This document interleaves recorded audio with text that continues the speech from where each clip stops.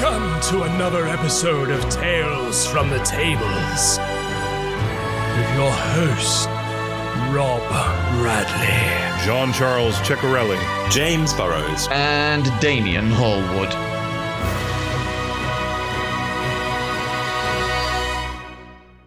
Hello, everyone, and welcome back to Tales from the Tables. Woo! Hello. We're back. It's a very special episode this week because we have a guest with us. Ben?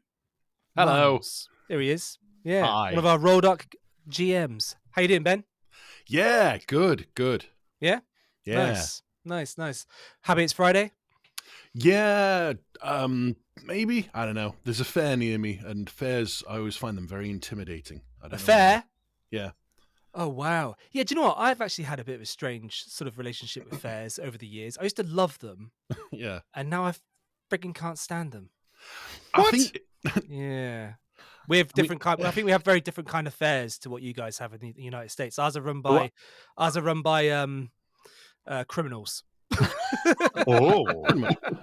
Most no offense to anyone out there who runs a fair ride or anything, but they tend to be, because they're traveling around an awful lot. You often find that people get burgled whenever they kind of like go around, and it's like, oh, loads of houses have been robbed. Oh, I wonder why. And it's like, because the fair's in town.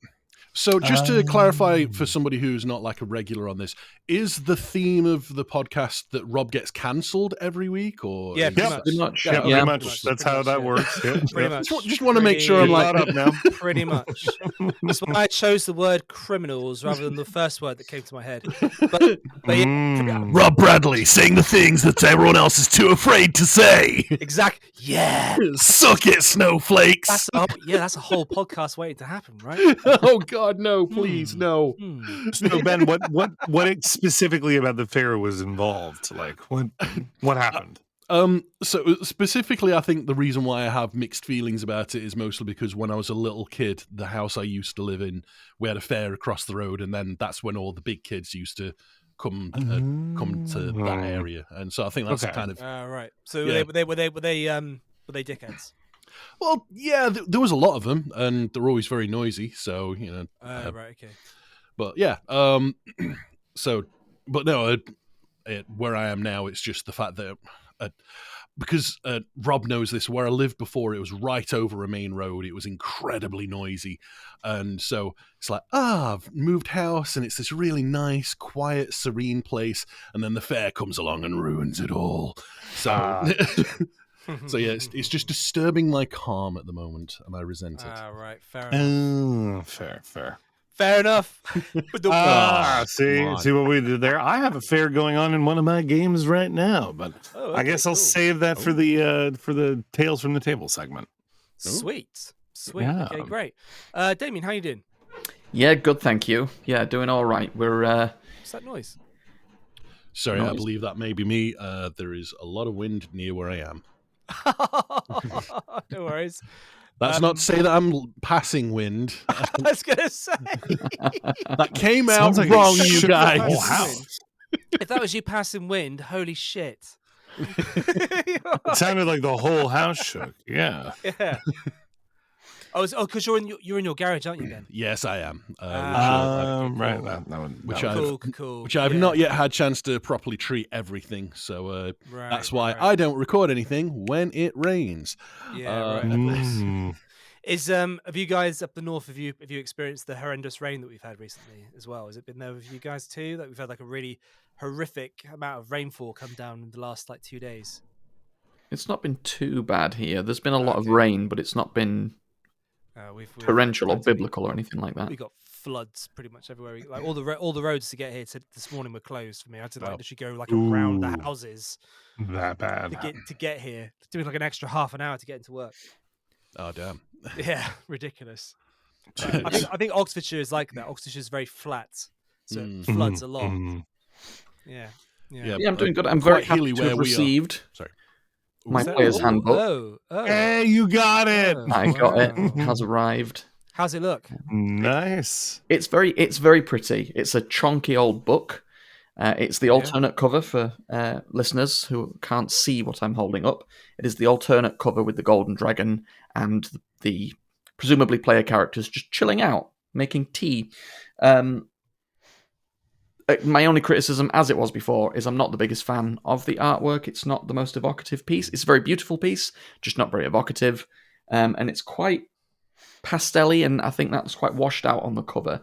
But when weighing up whether to get this version, I was looking at pictures of it alongside the other two, and the three of them together look amazing. Right. So, yeah, that was sort of the deciding factor. And the monster manual with the illithid on the front is just stunning. So, when we get it. Nice. Yeah. When are we getting February? the DM's guide first, isn't it? Dungeon Master's Guide very soon. That's going to come up in the news, actually. And then after Christmas, we get the monster manual. Sweet. Have you had so chance? stupid though? Sorry, because I am really curious about this because I've only had a chance to read little bits of what other people have shared with it. What's your opinion so far of the new content? Because I gotta admit, so far I've only seen bits, and it looks like needless meddling. In some cases, I'd agree. You just opened Pandora's box there. Ben. Yeah. Trying to keep it relevant, goddammit. It's something that we've talked about a lot previously. Okay. It is. Go ahead, Damien. Not to rehash everything that we've gone through already, but I guess in summary. No, that's fine. I mean, JC, I know you've been looking at it a fair amount as well. It's a very mixed bag. Presentation-wise, I have no faults. It's gorgeous to look at. It's really well laid out. The rules glossary is a brilliant idea at the back of the book. Really great resource to quickly find rules that you need. Okay. All the artwork, sensational, and a lot of it. In some cases, I think I agree with you, Ben. There's a little bit of sort of ain't broke, don't fix it sort of stuff going on. But the one thing I will say that I mentioned previously is that what I do appreciate, even in the cases of things that I'm not so happy that they've changed, is the way they're explained is really good. Everything is a lot clearer. Okay. They've been very specific with their wording. And in some cases, that's going to upset people because that puts a bind around a rule rather than make it as open as it has been previously. Yeah. But at least it's a rule that everybody can understand very clearly, and if you want to change it, of course, this is Dungeons and Dragons, go ahead and change it. But yeah, the way everything is clearly written out and explained is much better. That's cool. Yeah, I mean, because for me, the one massive bugbear I've always had about Dungeons and Dragons in whole, but especially with 4th and 5th edition, is combat is so damn long. Have they done anything about that? Well, they've since they've added weapon masteries into the mix, probably not. All right, they've gone the opposite way. Wonderful. Yeah. They've made surprise easier, so now that just means disadvantage on your initiative roll. But that's kind of about it. I think it's the only real. Yeah. They've in terms of the way combat flows, I think that's really the only difference. I mean, that and I would expect that games will be a little bit longer as people adjust to the new rules if they're running the new rules at the table and look up what the new spells do and how they work. And remember that counterspell now takes a Constitution saving throw, I think it is. Oh, okay. So, yeah, there's one thing that I wouldn't really say the combat is faster. One thing I think that will help is in most, if not all cases, I haven't fully looked at it, but in a lot of cases where a spellcaster is summoning something, they're instead summoning an aspect of it that comes with its own stat block. So rather than you summon a Celestial and then the GM has to go, oh crap, list of Celestials, which one's not going to be too crazy? Instead, it's just a Celestial Spirit that has its own stat block, or a Fey Spirit, or an Aberration Spirit, or a Dragon Spirit. And it has its own stat block that's loosely based on the monster, but you don't have to then scramble to find an appropriate thing in the moment to add. Correct. Which, in that case, will definitely speed things up. Yeah. Basically taking a page out of Tasha's, which it did a lot, to be fair. There's also a handful of changes to feats, as we all know, a handful of changes to the classes and how things work.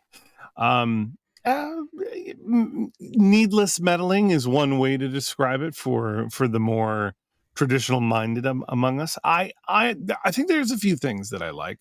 Overall, though, I don't think I'll be outright adopting all the new rules. I'll probably be picking and choosing what I do like about it and using that into my ever-increasing homebrew rules system for Dungeons and Dragons, which at this point is almost its own system, but here we are. Yeah. Brilliant. See again, this. Sorry, I could ramble on about this for hours, but I'll just say this. One thing that always frustrates the ever-loving crap out of me is that the way that Dungeons and Dragons 5th edition is written, your games have to be 8 hours long to like run To a get proper anywhere. session. Well, yeah, well, because it says again, it even says in the Dungeon Master's Guide, you should have 5 encounters per long rest. So if you have 2 social encounters, 1 puzzle, and 2 combats, that's a really good balance. It's a really good mix. Sure. But it takes Sure. between 6 and 8 hours to do it, because you've got 2 hours for each combat, so that's 4 hours gone right there. So it's like, well, so realistically, a minimum of 6 hours, and that's if you just sit there like your arse going numb, until you're not even really interested in playing this damn game anymore. And it's like, it's just too long, guys. You need to cut some fat. Tell that to my parties with the whole, we only get 1 long rest every 2 encounters. Can we have it every 1? That would be great. Yeah, right. Can we take a long rest in the middle of this encounter? That's Go set up camp while he's like freaking dragon is like trying to breathe fire on us. Yeah. That's why you have a scroll of Lehman's tiny hut, people. I have seen somebody do that in combat once. That's ridiculous. So whenever I run games, I always tend to do it so that like if I'm doing like a 4-hour session, I'll say that 2 hours is daytime, 2 hours is nighttime. Okay, that's interesting. If they want to have it that way, and then I don't have a long rest in the 4-hour one shot. So it's like, but if they want to have a rest, they can. But that will then speed up those 2 hours and bring it back to daytime again, and then they've got another 2 hours for daytime until they got nighttime again. So I try and manage the time like that, so that it kind of is sort of makes sense from like a Interesting take. Yeah, from like a time sort of like scale, I suppose. But I also do you guys ever sort of introduce exhaustion as well? So like if it's like nighttime, they should really be taking rest. If they haven't eaten, for example, they like you now suffer 1 exhaustion point because you haven't had any food, and it's like been 2 hours. For sure, in longer campaigns or in anything that isn't a one shot, yes, 100%. If they don't take the benefits of a long rest once every 24 hours, they roll a con saving throw, and I think the DC increases by 5 per day that they don't take it. That's the rule in the DMG, I think. Or maybe in Xanathar's. I forget exactly where it shows up. But yeah, I do, definitely. Same thing for food and water. Although I'm a little less anal about keeping track of food and water. I kind of assume that they are replenishing their rations or doing foraging if they're out in the wilderness as best as they can. I must admit, that's probably a mechanic I should use more. I'm probably a little too nice to my players. As I've kind of mentioned with Rob before, most of my games are usually in the Planescape setting. So, especially seeing as you're always in the city of Sigil, you're always in the cage, as it were. You're not tromping through the wastes, so there's less opportunities for that exhaustion. So I should probably play into that more, I think. Ooh, Sigil though, that's interesting. I didn't realize most of your games take place in Sigil, in the Planescape setting. Admittedly, I enjoyed Planescape so much, and I didn't tell Rob this when I joined Rolldark, so I just did a bunch of Planescape games without telling anybody, and it was always a surprise when people ended up in the cage. So Rob has since learned about this, and he's ostensibly fine with it, I think. But all that matters is your players have fun. Yeah, definitely. It doesn't matter. Like you can run a game and set it in London in modern day, and you're rolling D20s, and you've got like. Your classes are like lawyer, I don't know, lawyer, Met police officer, banker, some a big issue salesman or something. I don't know, whatever you want to do it as, right? And it's if the players are having fun and they're enjoying themselves and they're paying for their tickets, then you're doing something right, aren't you?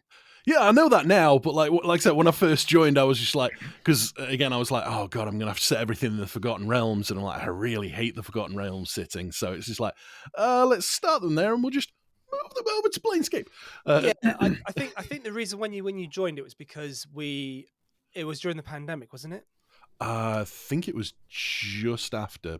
Just after, okay. So basically, the reason I said that was because we had a lot of people that were coming into Rolldark who were all beginner players that never played D&D before. Yeah. And when you over egg the pudding with beginners, they're like, "Wait a minute, what? Well, where's the dragons? Where's the dragons? And where's the dungeons? And where's the why can't we save the princess? Why are we having why's my character having an existential crisis while looking at a pile of papers that I can't see?" To be honest with you, I think especially with some of those early games that really worked in my favor because again, a lot of the players were expecting this very traditional type of adventure, and then no, you've joined the Chaos Men, and now you have to go into the plane of limbo. Chaos Men. Oh, I adore. They are my absolute favorite faction in the whole wide world. They're a weird ass faction for sure. But they're so brilliant and so colorful, and I love the idea. And again, this is one of the reasons why I adore Planescape so much. That because a lot of people think of them as inherently evil. They're not. They view chaos as a fulcrum around which life happens. Yeah. Because they're the ones who believe that everything that you basically are seeing isn't real because it's a lie because chaos reigns, right? Not quite so much. If you dig deeper into the philosophy behind it, because if you think about like what chaos is, its existence. Complete order is entropy. If you had everything in order all the time, nothing would happen and everything would die. The most chaotic thing a human being can do is have a child. If you think about it, because what you've instantly just upended your life for the next 18 years minimum. Right. And also, great. Yeah. And as well, you brought in a person who you don't know what this person is going to be. They could be a Nobel Prize winner. They could be a serial murderer. Hitler too. Yeah, exactly. Yeah. You have no idea when that child is born, what they're going to end up being. You can try and like put your finger on the scale, but you can't guarantee it. So that is inherently chaotic. And that's what life is. It's chaos. And again, that's what I adore about the setting is that in everything, there's always this ability to look at it from so many different angles that change entirely how you view the faction and how you view the people in it. And also, I just adore making Chaos Faction wondrous items because they're just so much fun. Because I like making D100 tables, and they're always fun to throw at my players.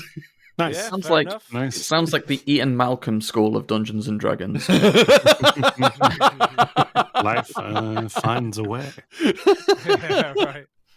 Yeah, right. So I'm running a little bit. Oh, sorry, Rob. I was just going to add, I'm running a little bit of something in Sigil. I don't want to provide spoilers too much, but one of my campaigns, actually two of my campaigns, are visiting that in short order or have just started visiting that and will be returning a fair amount. So I love the campaign setting. I've read the most recent publication of it. I've unfortunately never played Torment, which I feel like would have ingrained it in me a lot more. But what would you have? What would you give as advice for someone who's running the city of Sigil for the first time with all of its different factions and its wards and the different things that could happen, and does the lady make an appearance? Like, how do you sort through all of that? How do you keep it interesting yet relevant to a plot line, yet still random enough that people can see a Rakshasa walking hand in hand with a celestial, or something like that? That's a brilliant question. I would say embrace the fish out of water element, because that is supposed to be people's first encounter with Sigil, is that it's like, this place is weird. You are on, for listeners who are not familiar with the Planescape setting, the City of Doors is actually a city that is a circular loop. So it's like a city built on the inside of a donut. So as you look up, you can see people walking overhead in a different part of the city. And it's that kind of, oh my God, we're in such an alien and foreign place. That is such a huge part of the experience. So really lean into that, really lean into the strangeness. I would say, because obviously you know your party better than anybody else, kind of figure out what kinds of people would really appeal to them, and then have a look through the setting to figure out set pieces that you could do that would make them go, oh wow, that's a really cool, interesting quirk about this place. The Gathering Dust is a wonderful place. That's one place I always try and take my players and get the Dustmen to make a bargain for your corpse after you die. So yeah, and offer them an insane amount of gold for like a level 3 party. It's like, I'll give you 500 gold pieces for your body when you're done with it. You know what I mean? So, you know, this is after you die. There's no consequences. There's no trickery here. And inevitably someone will make that deal and go outside and see the signpost, which, again, for those not familiar, is a walking, shambling corpse where people have nailed signs and notices into them like they're a cork board. Oh my God. And That's so dark. It is so dark. And then they're like, oh no, I've just done that to my own body.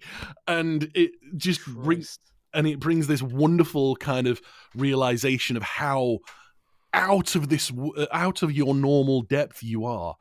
Right. But yeah, again, have a look through that. I would say in terms of immersion, learn Planar Cant. Because having an entire city where people speak remarkably different, and again, that's another great way to emphasize that fish out of water feeling. So if somebody comes up to you and she's like, "All right, Cutter, what are you doing in the cage?" And your player goes, "What? What's a cutter? What did you call me?" Yeah. Why I am in a cage? I'm in a city, aren't I? I wholeheartedly agree with everything that you said there, Ben. My home players have been recently playing around in the City of Doors, and they've had an absolute blast. And I sort of laid out, because they were looking for a sort of multiversal, impactful piece of information. There's several places that one might go in the City of Doors to get that, depending on how unscrupulous you want to be. And so I sort of took 3 or 4 of the things I found the most interesting that were a combination of very whimsical and very dark, and sort of had them meet somebody that could lay that all out in front of them and let them dictate which direction they wanted to go in. And they ended up spending a bit of time in the sort of in the theatre district, as it were, which they loved, and they loved the idea of the stones that they use there. Without going into too much detail, they use these stones. They loved that idea. And then at the same time, they also went to a casino, which again, I won't go into too many details, but that ended up being their favourite place. One of their favourite places they've been to in all of our 6-year campaign. So, nice. Wow. Yeah. Oh my God. Amazing. They're all gamblers. Absolutely. We didn't they've already got the dice, Rob. We had some gambling games. I don't know why we love this casino so much. One thing that I did do on my first Rolldark campaign, which I absolutely loved, when my party was joining the Chaos Men, their initiation ritual was to go around each of the other factions and cause one piece of chaos. So it didn't matter what it was, big, small. The only rule is you can't do the same thing twice, because otherwise it's not chaotic. And so not only was it a great way to introduce them to all the other factions, because they got a walking tour of the City of Doors, but also as well, it meant that the complexity was continually going up. So the first place, they just walked in and like somebody was working at a desk and they just flung all the papers off the desk, like, bing, that's a point. Then they tried that the next place, like, oh no, we've already done that. And so these schemes got gradually more elaborate until they ended up starting this like little mini faction war between 3 of the factions, and my God. And implicating somebody in a crime they didn't commit, and like starting a Ponzi scheme. It was just absolutely wild stuff. And very cool. And by the end of those 2 sessions where we did that, they were in love with the City of Doors. They were just like, this is such an amazing place. And very cool. Yeah. And as well, it's one final point, and I will shut up about this because I would gush about Planescape forever if you let me. One final thing to remember is that the way that the factions are set up is they are all in perfect alignment with one another. So if you write your storyline with that in mind, you can put yourself in a situation where you put a tiny bit of pressure on one person and everything else starts to fall apart. And you can see those effects being felt all over the City of Doors, which leads to this really immersive moment where people they don't know come up to them and was like, hey, you did that thing, and now I'm angry at you because this meant that guy did this to me. And so you can have these really great moments like that if you take the time to plan it out a little bit. Very cool. Cool. Very cool. Yeah, really cool. I came up. I think I might have mentioned this on a previous episode, either last week or the week before. But my players were fresh out of a dungeon, fresh in Sigil, really eager to start exploring and basically doing a shopping episode and even going to a restaurant and trying some weird things on the menu. And we came up with this idea of troll fingers. So basically, it was like a weird drinking/eating game where you would take bets to see who could do this the best or survive the longest without throwing up. Effectively, you would get literal troll fingers served on wooden skewers. Oh, but the wow. wooden skewers were enchanted to prevent regeneration. So once you ate the finger, barbecued, put on with a sauce, whatever you want. But once you ate the finger, it would start regrowing or regenerating inside you. Oh no. And you would last as long as you could, feeling this thing growing inside you until you finally stop the regeneration by shooting a shot of gelatinous cube acid. So you would take some acid damage on the way down, but at least it would stop the regeneration of the troll claw.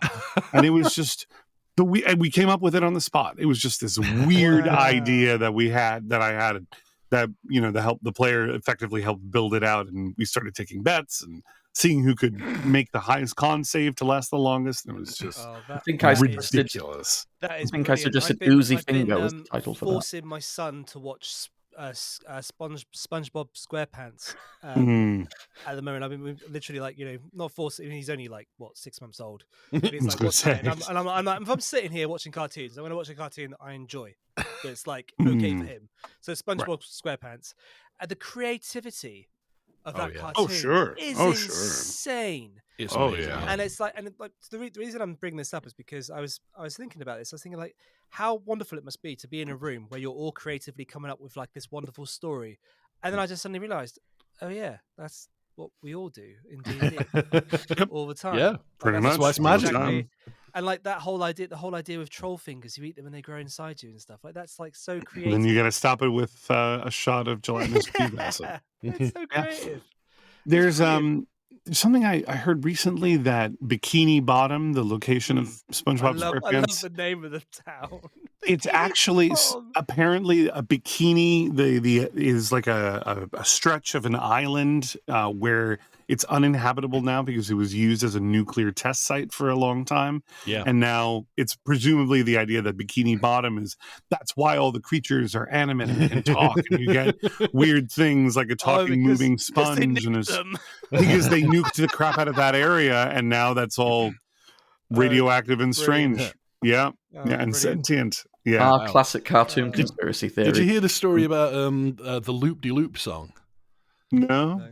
I think it was in the first or the second season of SpongeBob, because when Stephen Hillier was coming up with the concept of it, he was really influenced by the Ween album, The Mollusk, which is a great record. If you get a chance to check it out, it's very unusual, but it's really worth your time. So he was so influenced by this, they said to the guys from Ween, do you want to make a song for the show? And he's like, yeah, absolutely. So they agreed to it, and then they promptly forgot about it. A couple months later, a courier turns up at their door. It's like, I'm here for the tape. I'm like, yes, let me get right back to you. They close the door on his face, quickly record something in an hour God. while the guy's waiting outside in his car, and he's like, here you go, there's the song that we've been working on for the last 2 months. That's definitely ready for broadcast and not something we made up in the last 10 minutes. That's amazing. Brilliant. And that's what's in the episode. Incredible. Incredible. Yeah. One last question before we move on from Sigil, just because I'm very curious. Since you've run a lot of it, have you ever had the lady make an appearance, the Lady of Pain? I have a D100 table. I have D100 tables for everything. Every time the lady gets mentioned or annoyed, there's a table of what happens. Nobody's actually yet sprung that. Because it is actually a very rare occurrence. But it's there. It's there. I have no desire to cage put any of my players in the maze, but they might. But What about you, Damien? Since you run it there as well.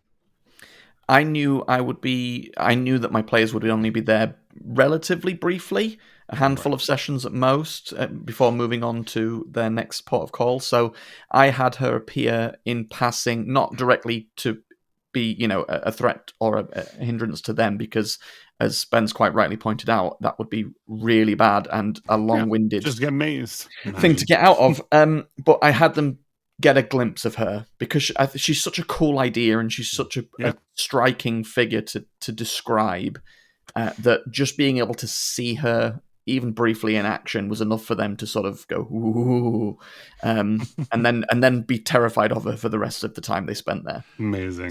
See, I really like the fact that she's so enigmatic, and that's one thing that I really enjoy about the fact that it's like she's such a presence on the city of Sigil, even though she's never there, really.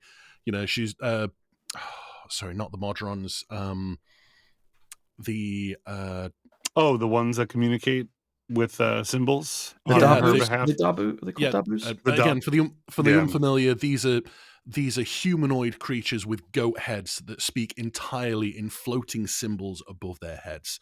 Again, just such a wonderful detail, and they're just constantly running around, putting up fences or taking down fences. And that's another great. That's one thing that I do to players a lot is fence them into a room. So like they'll enter a shop and like one of these things will board up the doors, and like I did this once where there happened to be somebody else in the room at the time, and they just kind of tried the door handle and went, all right, and then opened a window and just climbed out the window like it was the most normal thing in the world. That, that's the thing that happens. You sometimes open a door and it's been barred from the outside. Yeah. What are you going to do? Wow. Oh, man. Makes sense. Absolutely. Brilliant. Okay, so Damien, the news. What we got? Yeah, we've got a few things going on. We're right at that crux point between the release of the Player's Handbook and the sort of drip feeding of information about the Dungeon Master's Guide before it arrives in November. Importantly, Dungeons and Dragons YouTube channel and all of their socials and everywhere you find information about them will be beginning the previews of the Dungeon Master's Guide on the 1st of October. And we'll be going through the sorts of things you can expect from the book. That's going to include a look at Bastions, which is the sort of home base building mechanic that they're adding to the book. That preview I can't wait for that. Yeah, that's taking place on Thursday, October 3rd. On October 1st, they're just doing an everything you want to know about the Dungeon Master's Guide, so probably a sort of a flyby of the whole book. So keep an eye out for that. We've had a little bit of a glimpse into some of the things we'll get from the book, thanks to Beadle and Grin, who have announced a premium map collection based on the maps that will be found in the Dungeon Master's Guide, because it's going to come replete with a collection of maps. There are 30 of them, and I won't go through all of them, but there's a healthy mix of dungeons and frontier towns and spooky houses and underdark locations for you to go at. And Beadle and Grim are doing a special edition. About bloody Very time cool. they had some maps. Yeah. Like, I mean, those ones they brought out were crap. Those ones you can get, like, the ones you buy, and even though they remastered them, they're still shit. Yeah. No consistency with the artwork. Yeah. I think that's one thing I find really bizarre about official Wizards of the Coast stuff is like, and obviously it's because different people are working on different things, but like some of, for example, Descent to Avernus, because Rob knows I ran this a little while back, and again, the maps on that are terrible, the official maps you get with them. But then Lost Mines of Phandelver, amazing maps, perfect, absolutely everything, every detail you'd ever want, they're interested. It's like, how is this being put out by the same people? And Descent is supposed to be like, this premium, oh my god, thing, and where Lost Mines of Phandelver is what they give away with the starter kit. Well, they did for a long time anyway. So that makes no sense to me. Why We've talked about this a this lot. guy's good at making maps.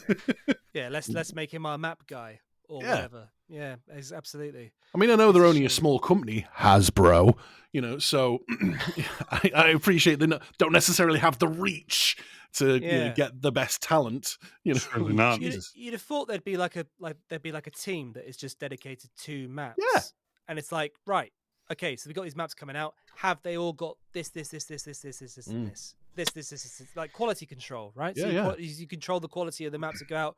Okay, this is the feedback we're getting from maps that we sent out recently. In the means, how can we improve all our maps? Oh yeah, we could do this, we could do that. It just says to me that they just don't give a shit. And they're just like, I'll just pay this guy to do it. He's all right. John, do you want to do it? Yeah, all right, I'll do it. Yeah, no worries. I think a lot of it is historic hang-ups because of, again, the TSR days and how things used to be run. I think that's one advantage that other companies like Games Workshop, for example, have always had, that because they've got consistent teams of people, they do have that consistency of vision as well.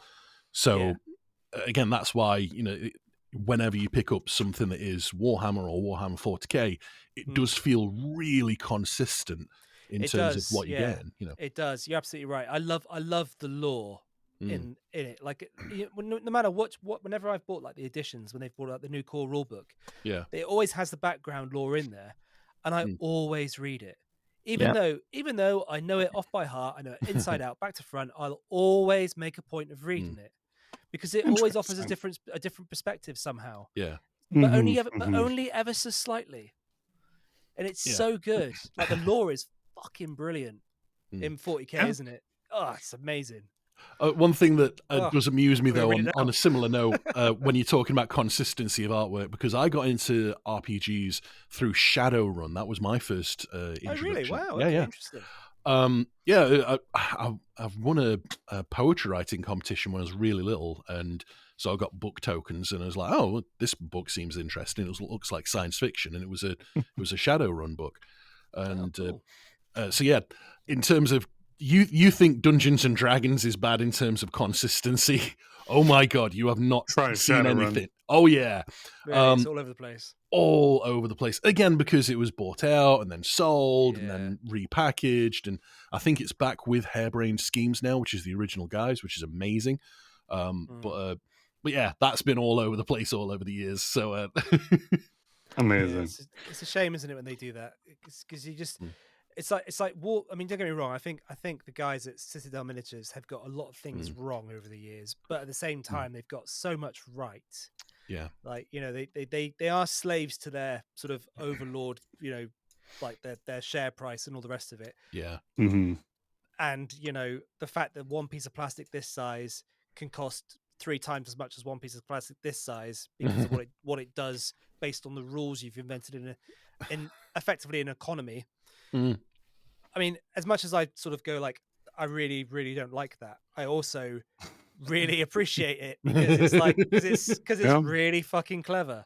Yeah, very true. Yeah. And as well, it's not quite as bad as the economy created around, like, say, Magic the Gathering or Pokemon, where basically you're just thrown into a pit, and the people who make the cards go, "All right, fight it out, geeks." Yep. Oh, it's horrific. Magic the Gathering. Pretty much how it goes. It's just awful. Cardboard crack cocaine. Oh God, yeah. Well, but it's a great game, though. It's a great game. It is. Speaking of, that's how they get you. Speaking I've of played the a lot of Pokemon, but not Magic. Sorry, Damien. No, that's okay. Speaking of the consistency of the maps, this is coming from Beetle and Grimm. They will have all 30 maps, which have clearly, if you look at them, have been sourced from different artists, as we were just talking about. There's quite clearly different styles. There is also 2 canvas area maps and a DM screen, and all of this is geared towards Greyhawk. As we've said, the Dungeon Master's Guide is focused on Greyhawk, so the Beetle and Grimm's kit, including the Dungeon Master's screen, are all geared towards artwork and style from Greyhawk. So, if you're a fan of Beetle and Grimm, that's I think that's up for pre-order now. It's not cheap, as you would expect. It's a premium product. Have any of you guys got any Beetle and Grimm stuff? I never have. No. I keep toying with the idea. I keep toying the idea of buying one and raffling it off, but it would basically equate to the amount of money that we've actually made from raffles over the last three Rolldark that much. So yeah, it's like but yeah, they are. It looks. Hey, so have you guys ever seen any of it in the flesh? Have you ever play with it? Yeah, not in person. Yeah, a friend of mine bought the version of Curse of Strahd from Beetle and Grimm's. Really? It's really some intense stuff. I mean, a lot of it, I think, is just basically ready out of the box. But honestly, I've seen people put personal work into props and cards and letters and other things that pretty much supersedes any of that. But Yeah. if you don't have the time for it and you just want to buy it in a box, great. But at the same time, especially at least with the one that I saw for Curse of Strahd, it's still selective. So, okay, great. Now you have this really cool physical handout for one part of your 50 plus episode campaign, you know? Yeah. What about the rest of it? Yeah. Yeah. Right. But it's beautiful stuff. That I can't deny. Yeah, I've often I looked at still the want ice to cream. run Curse of Strahd with Count Duckula as the antagonist. Do I it. want to do that so bad. I feel like there's a market for it. That would sell. Totally do it. That would sell. Totally do it. As long as people know who Count Duckula is, of course. Not a lot of people know who he is. Let's be honest about our Especially demographic. anyone born into, I'd say probably in the mid-90s. Probably don't know who Count Duckula is. Let's be honest for a second with ourselves, because you know our players, I know our players. We love them. They're wonderful people. It's mostly dudes our age. Let's be frank. So I'm pretty sure we're going to be fine. And like the one player who doesn't know, they're going to have a wonderful time finding out. Okay, so if you've got Count Duckula as your main antagonist, how would you kind of like balance it so it makes sense across the whole of the world? Would you have maybe like one of the players play? It's Mickey very Mouse? bold of you to assume that I would. Oh, okay, right. No, Just one guy. Everything else is exactly the same as normal Curse of Strahd, except for Count Duckula. I have heard. I don't remember who this was, but maybe Damien, you were telling me about it. I'm not sure, but someone ran a Curse of Strahd campaign effectively, but not actually in the Humblewood setting. So instead of actual player normal humanoid characters from D&D, obviously Strahd was a bat, and they all played different creatures of rodentia or birds or little critters of the forest effectively, and it was a great conversion of it, because you think about all the different little critters that things can represent, right? So, the team consisted of a mouse and a duck and a pigeon. And then their enemies included undead rats coming out of the graves and stuff like that. But the Lord Bat was over it all. And then their helpful NPC was an owl, that sort of thing. It was a pretty interesting take on it. It wasn't me, but that is... That's given me flavors of Basil the Great Mouse Detective. Yes, yes, the Great Mouse Detective. One of the most underrated Disney films that there is. I love it. Not many people know about it, Like there's a lot of people I've never seen it. It is a fucking great Disney film. It's a great film. Radigan as the villain is amazing. Yep. Yeah, Radigan. I vaguely remember it. I don't remember much about that. I might have to revisit it. Detective. Yeah, it's really good. Yeah. It's really good. Yeah, but it's not like your mainstream Disney films. Like you don't see it. I've got Disney Channel. I've been going through all the Disney movies looking to what to watch. And we watched Aladdin the other day. We watched The Lion King the other day. Didn't want to see Basil the Great Mouse Detective, because it is Disney, isn't it? Yeah, I don't know. I believe so. It's a Disney classic. Yeah. I was under the impression it was Don Bluth, but no, I think it was early 80s Disney. Don Bluth, I think, is there's one that's similar to that, which I think is Secrets of Nim.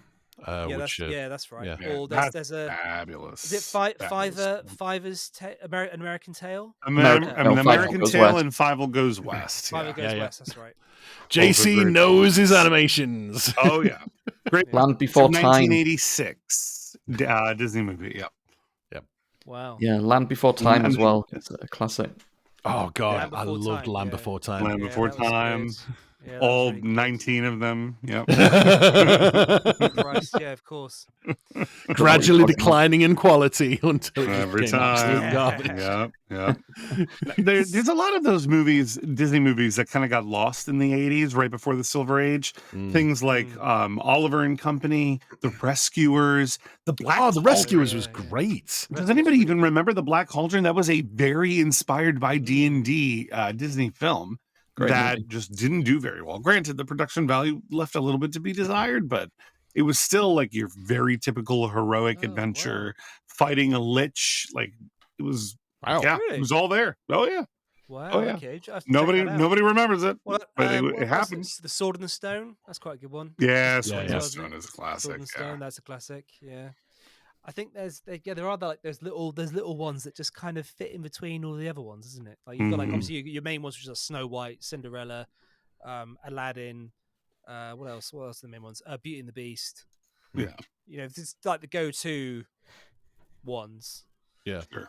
Do you guys ever remember seeing of a film that was basically it was like the Muppets, but it wasn't the Muppets, and it was based on Christmas Day, and the toys all came to life, and they were puppets.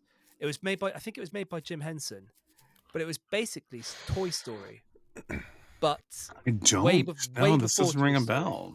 I'm No, trying to sorry, remember what dude. it's called. I'm trying to remember what it's called. A film where the Christmas toys came to life, Muppet Yeah, style. the toys came to life. Yeah, exactly like Toy Story. It's almost like as if Toy Story copied it. Muppet Toy Story 80s. I did not Distinctly realize there'd be so not much Muppets. Googling in this podcast. Oh yeah, There you yeah. go. The There it is, yeah, Christmas toy. The Christmas Is that toy. it? That's it. That's it. That's the Christmas toy. That's it. Featuring Jim Henson's Muppets, directed by Eric Till. Yeah. Oh. No, That's it, I've Christmas never toy. seen this. It looks a fair bit creepy, actually. 1986. Yeah, all the toys come to life when no one's around. That toy, But it was a bit dark. I remember the doll was a bit scary looking. Yeah, that actually, toy Yeah. yeah, is it's scary. wearing almost exactly the same and has the red hair of Chucky from Of Child's Chucky, Play. you're right. Oh my god, it looks like a female Chucky. It so does. Oh my god. That's why it looks creepy. Just Almost the gaze same It's like, outfit. and it has like really large and long eyelashes, and is God. wearing the Chucky costume. That's friggin' terrifying. That's amazing. I Yeah. think, you know what? Actually, now that I'm looking at it, the tiger looks familiar. So maybe I did see it once upon a time, a long time ago. Yeah, There's I'm probably sure. a correlation knows? because Child's Play came out 2 years later. Oh wow. Maybe they just reused Gosh. that costume. So, Who yeah. did the What? puppet for Child's Play? Was that Jim Henson as well? Wasn't it I Jim don't know. Henson did it? No, no. Although there is precedent for reskinning something that was supposed to be cutesy as something scary, because I remember, I don't know if anyone's familiar with the YouTuber Jim Sterling.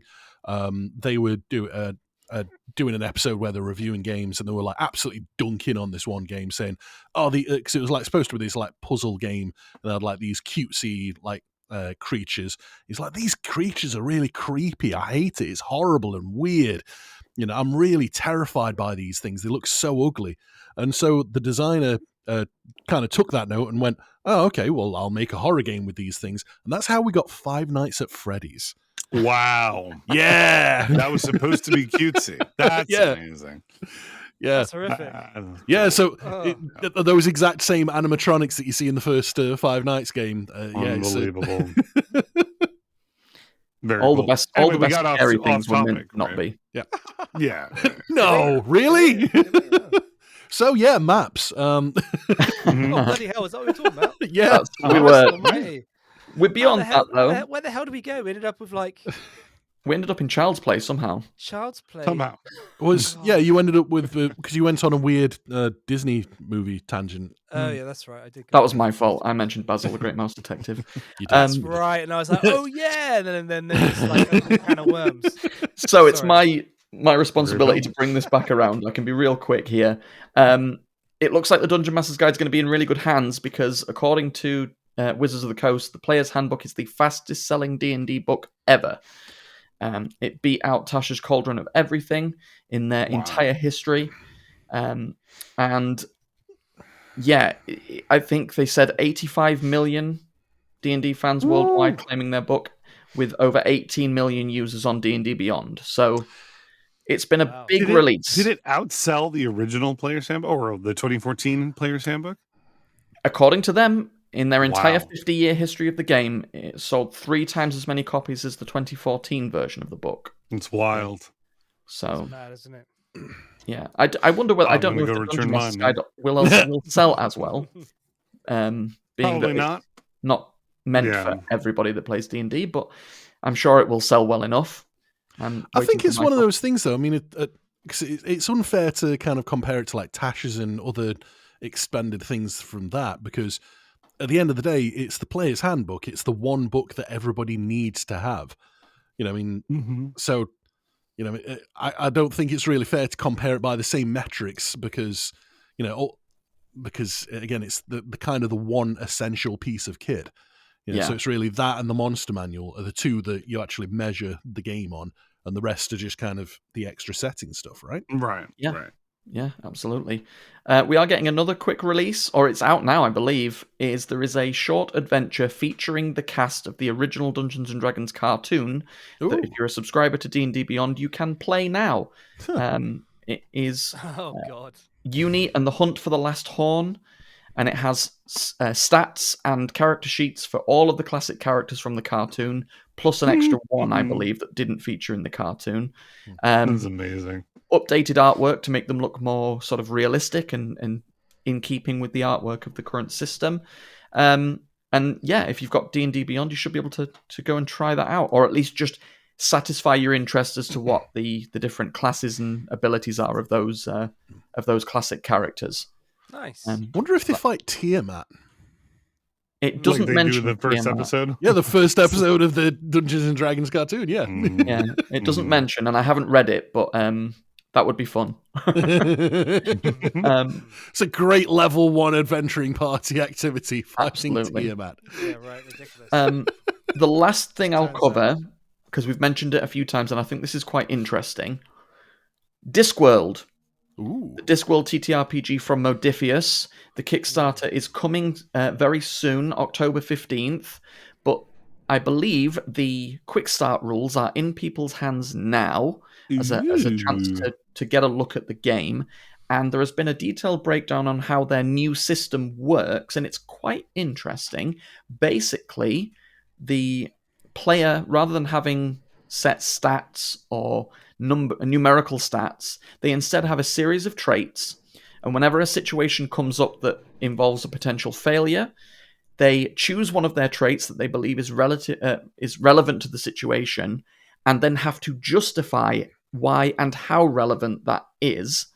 And the GM decides from their justification what dice to give them to roll for that check. So it would be really rubbish justification would be a D4, a really great justification would be a D12. And then the GM rolls a D8 narrative dice, and the player rolls their justification dice. And if the player rolls higher, they succeed. If they roll lower, they fail with consequences. Interesting mechanic.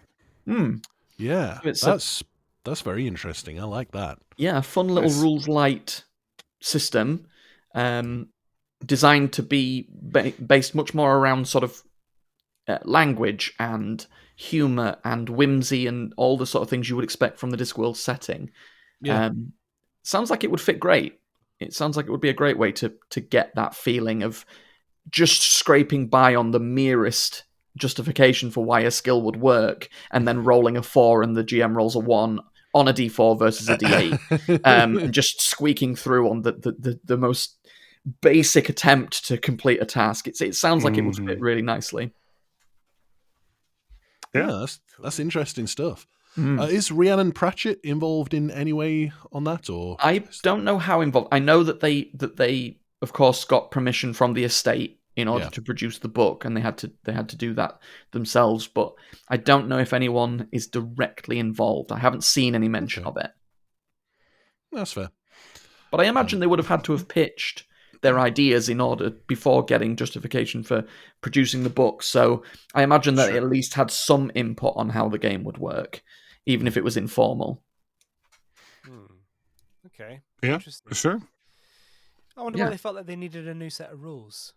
I don't think, because I am as we well know, given that I run Fallout on a Thursday night, I'm a big player of the 2D20 system, which is their usual proprietary dice system for their systems. I quite like it. I like it a lot. System.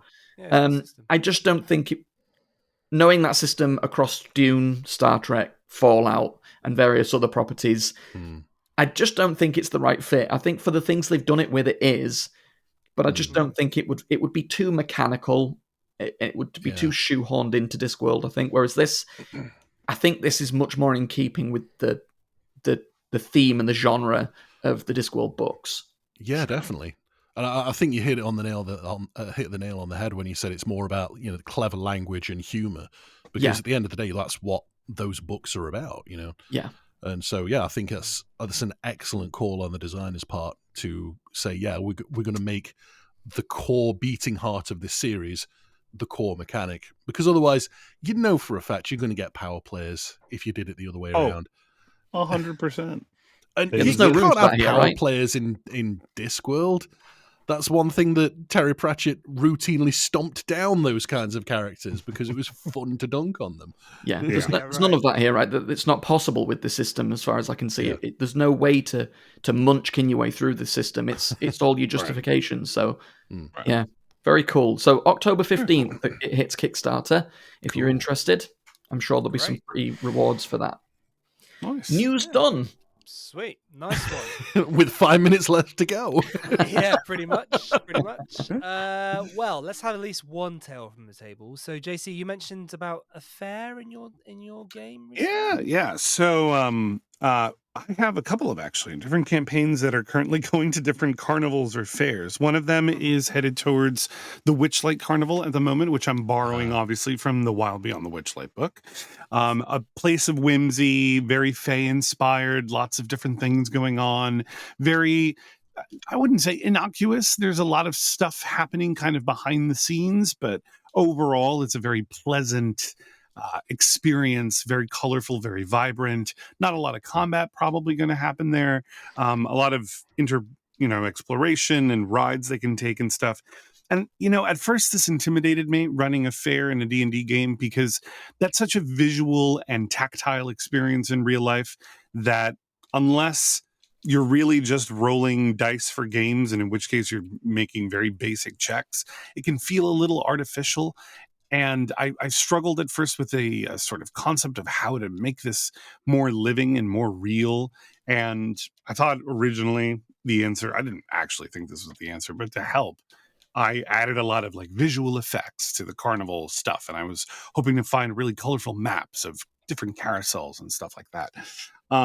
Ultimately, I realized it's really all in the description, and as is all things with D&D, running with whatever the players decide to do. They want to try ridiculous things at the carnival, they do so. But the rather more fun one, in my opinion, at least, is the one from Van Richten's Guide to Ravenloft, which came from the old 2nd edition Ravenloft modules, which was called the Carnival of Fear, sometimes called the Carnival El Morai, and in the most recent version of it, just the Carnival. It doesn't have a name. It's not the Witchlight Carnival. And basically this is the Shadowfell version of the Witchlight Carnival. So everything's a bit strange, everything's a bit creepy, everything's a bit twisted. And in this version, the players that are experiencing this carnival, which has just showed up at the outskirts of a domain that they are currently in the Domains of Dread, they are trying to get to the bottom of a strange set of events that are happening. So in my version of it, which is obviously drawn from Van Richten's guide and even some of the older source material stuff, but still with my own element to it, they're basically all the attractions at the carnival aren't exactly what they seem, which is what you would expect of going to a fair, right? So for instance, the man beast, the scary creature that turns into a werehare, that a bloodthirsty creature inside of a cage rattling at its bars, huge jackrabbit style ears, blood all over its white fur, is actually just a Harengon putting on a really convincing performance. Right? So things like this, except those fake shows are starting to become reality and becoming real problems of the carnival. So out of nowhere, that werehare has suddenly become, or rather that Harengon, that rabbit folk, for those of you who don't know, for the listeners that aren't familiar, actually does in fact become a werehare, even though he's never been bitten by anything like that in his life. And he bursts out of his cage and he kills a carnival guest, and he absconds into the woods, and the players have to figure out not just how to calm him down and how to reverse the lycanthropy, or the therianthropy if you want to be exact, but why this is happening. And then at the same time, there's another freak accident later in the carnival, and slowly but surely they discover that each of the people that this is happening to have had nightmares in the past week or 2 weeks of exactly their stuff going wrong, their fake show becoming a reality, the high wire acrobats suddenly tumbling and falling to their deaths, the owl bear bursting out of the cage in the middle of a big ring or a big top performance, things like that. And it's all because of things that I won't spoil here in case they listen. But it's a lot of fun, and the really cool twist on this is that the carnival is followed by something called the Litwick Market, which is a collection of mischievous it could be interpreted as evil fae that follow the carnival in its wake and lure carnival goers into bad deals and temptations that they otherwise shouldn't. So it stems from there. That's all I'll say. Very cool. Very cool indeed. Yeah, nice. Not a specific tale from the table, or because right now they're handling it very well, and going deep into the mystery. But very exciting stuff. Eager to run it. And I've done it a couple of other times. I think the Wayfinders had a brief stint in the carnival at one point as well. So, yeah. Great. That's what I've got this week. Lovely, lovely. Well, thank you so much, everyone, for listening in. It's been great, as always, to do this on a weekly basis. Thank you so much to Ben for being our special guest. Woo! No. Thank you, Ben. You're welcome back anytime. So yeah, you guys, I hope you have a lovely weekend if you're listening to this on a Friday, and you'll hear from us again next week. Indeed. Bye-bye. Bye, guys. Cheerio. Bye.